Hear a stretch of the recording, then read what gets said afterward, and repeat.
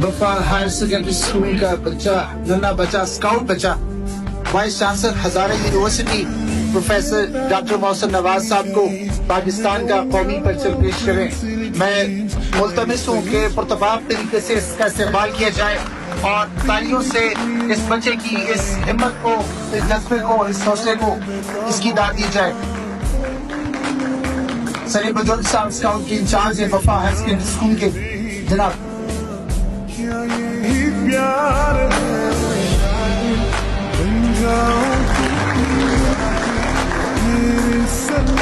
बहुत ही खूबसूरत अंदाज, बहुत ही खूबसूरत अंदाज इस नन्हे बच्चे का।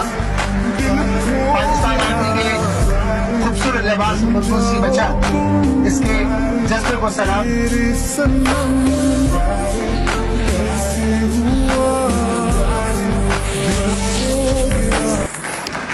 बहुत शुक्रिया, बहुत शुक्रिया।